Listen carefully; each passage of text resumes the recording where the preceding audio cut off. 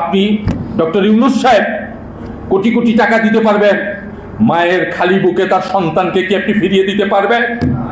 বাবার পাশে তার সন্তানকে কাজে সহায়তা ফিরিয়ে দিতে পারবেন? টাকা দিতে পারবেন। এই আন্দোলনে আপনি বলি আমরা ছাত্ররা নেতৃত্ব দিয়ে, হ্যাঁ দিয়েছে, এই ছাত্ররা তো আমাদের সন্তান, আমরা তো সবাই সাথে ছিলাম। আপনারা যারা শ্রমিকরা শহীদ হয়েছে, আজকে দেখেন এইখানে বলেছে গেজেটে দিয়েছে 844, গতকালকের ঘোষণাপত্রে আছে সহস্রাধিক। দেখেন তো এখানে শ্রমিক নিহত হয়েছে 284 জন, আরো বেশি হবে।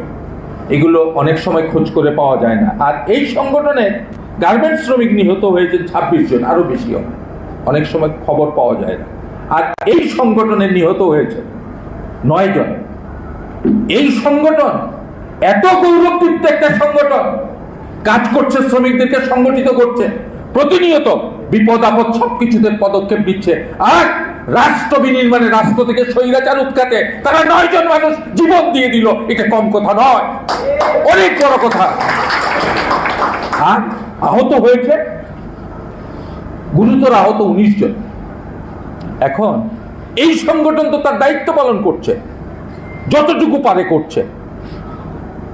অনেকে করছেন না, শহীদদের দেখতে পরে মুখ ঘুরিয়ে ফিরে যান, আহতদের দেখতে পরে ঘৃণা করে প্রত্যাখ্যান করেন। যদি তাই না হয়, আহতরা রাস্তায় নেমে, ওই প্রধান উপদেষ্টা থেকে অন্যান্যদের সামনে রাস্তায় নেমে চিকিৎসার দাবি কেন করবে? কেন হাসপাতালগুলোতে তাদের চিকিৎসা হবে না? আমাদের হাসপাতালগুলোতে অভাব আছে কিছু না, চিকিৎসার কোনো প্রয়োজন নাই। কিসের প্রয়োজন? আমি ডাইরেক্টর হব, আমি প্রফেসর হব, আমার বেতন বাড়বে, এই হচ্ছে আমাদের চরিত্র। তো সেক্ষেত্রে এখন এইরকম একটি বিষয়ের মধ্যে আমরা কি করতে পারি? জাতীয় গার্মেন্টস শ্রমিক ফেডারেশন তার শ্রমিকদের যতটুকু পারে চেষ্টা করছে। আমাদের সকলকেই উদ্যোগটা নিতে হবে। আমাদের মুখ ফিরিয়ে দিলে চলবে না। আহতদের দেখলে আমাদের দৃষ্টিকে অন্যদিকে নিলে চলবে না। এই নিহত এবং আহতদের আত্মোৎসর্গের উপর দাঁড়িয়ে এই হাসিনার পতন হয়েছে, ফ্যাসিস্ট পালিয়ে গেছে, পৃথিবীর ইতিহাসে বিরল রাজনৈতিক বিজয় হয়েছে বললে চলবে না। কিন্তু আমরা তো বলার চেষ্টাই করছি। আজকে দেখেন, আজকে গতকালকে সংসদ ভবনে ঘোষণা হয়েছে, ঘোষণাপত্র হয়েছে। ঠিক আছে, ঘোষণাপত্র অনেক কষ্ট করেই হয়েছে এবং ফেব্রুয়ারি মাসে নির্বাচনের কথা বলেছে, এটাও ঠিক আছে।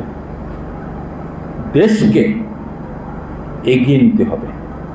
দেশে তো আইন কানুন সবই ছিল। হাসিনা শাসন আমলে সংবিধান ছিল, সুপ্রিম কোর্ট ছিল, পার্লামেন্ট ছিল, এই যে পাশের সচিবালয় ছিল, সবই তো ছিল। তাইলে হাসিনার চেয়ে বড় আওয়ামী লীগ অন্যরা হয় কিভাবে? শেখ মুজিবের চেয়ে বড় আওয়ামী লীগ অন্যরা কিভাবে হয়? তার চেয়ে এই গত সরকারের সময় আপনি এই যারা যারা এই অপকর্ম করেছে, যারা আমাদেরকে মেরেছে, আহত করেছে, পাখির মতো মেরেছে, শিশু মারা গেছে শতাধিক। কিভাবে মরেছে? হেলিকপ্টার থেকে গুলি করে। তুমি যারা হেলিকপ্টার চালিয়েছো, হেলিকপ্টার থেকে গুলি করেছো, কেন করেছো? তোমার মনুষ্যত্ব বোধ ছিল না? বিবেক বোধ ছিল না? রাস্তায় পড়ে আছে পরন্ত মানুষকে গিয়ে তুমি শুট করেছো, গুলি করেছো। পুলিশের ভ্যানের মধ্যে মারা গেছে, ভ্যানে তুলেছো, আবার তার লাশ ফেলে দিয়েছো নিচে, আবার নিচ থেকে লাশকে টেনে নিয়ে রাস্তায় রাখছো। তুমি তো মানুষ ছিলে, এইগুলো কেন করেছো? যারা এই সব কাজ করেছো, তোমাদের কি বিচার হওয়া উচিত নয়? তোমরা জেনে শুনে করেছো, বুঝে শুনে করেছো, বিচার হওয়া উচিত নয়? হাসিনা তো নির্দেশ দিয়েছে, আসছে মিডিয়াতে আসছে, হাসিনা নির্দেশ দিয়েছে, ওবায়দুল কাদের নির্দেশ দিয়েছে, তারা। তোমরা যারা করেছো, তোমাদের বিবেক কোথায় ছিল? তুমি তোমার ভাইকে হত্যা করলে, তুমি তোমার পরিবারের স্বজনকে হত্যা করলে, তুমি তোমার মানুষকে হত্যা করলে, তোমার বিবেক কোথায় ছিল? বন্দুক তোমার কাছে ছিল বলেই তুমি গুলি চালিয়ে দেবে? তুমি কি শত্রুর বিরুদ্ধে গুলি করেছো? তুমি বাংলাদেশের মালিকের বিরুদ্ধে করেছো। যারা বাংলাদেশের স্রষ্টা, বাংলাদেশের মালিক, তাদেরকে তুমি হত্যা করেছো। তুমি এখন আশা করো কেন তোমার বিচার হবে না?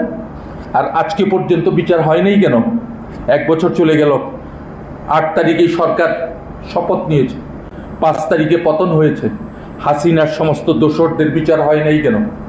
যারা এই হত্যাকাণ্ড, জুলুম, নির্যাতনের সাথে যুক্ত ছিলেন, ফ্যাসিস্টদের সহযোগিতার ভূমিকা পালন করেছে, বিচার হয় নাই কেন? বিচার যদি না হয় বারবার এইসব ফ্যাসিস্টরা জন্ম নেবে। বিচার যদি না হয় বারবার অগণতান্ত্রিক শাসন মাথা উঁচু করে দাঁড়াবে। বিচার যদি না হয় রাজপথে লাশ শহীদ হবে, মর্যাদা পাবে না। বিচার যদি না হয় আহতরা পঙ্গু হয়ে কাতরাবে, মুখ ফিরিয়ে নেবে রাষ্ট্র। বিচার যদি না হয় তাইলে পরে যথাযথ মর্যাদা হবে না। আমরা কি বিচার চাই না? চাই। বলেন আপনারা চাই কি চাই না? বিচার চাই। কাজেই বন্ধুগণ, এই বিচারের জন্য আমাদেরকে আবার সুসংগঠিত হতে হবে এবং শহীদের মর্যাদা যাতে কোনোভাবে ভুলণ্ঠিত না হয়, সে তার প্রাপ্য মর্যাদা যাতে পায়। আহতরা যারা, চিকিৎসার দাবিগুলো তো খুব সংক্ষিপ্ত দাবি। আপনি ডক্টর ইউনূস সাহেব কোটি কোটি টাকা দিতে পারবেন, মায়ের খালি বুকে তার সন্তানকে কি আপনি ফিরিয়ে দিতে পারবেন? বাবার পাশে তার সন্তানকে কাজে সহায়তা ফিরিয়ে দিতে পারবেন? টাকা দিতে পারবেন।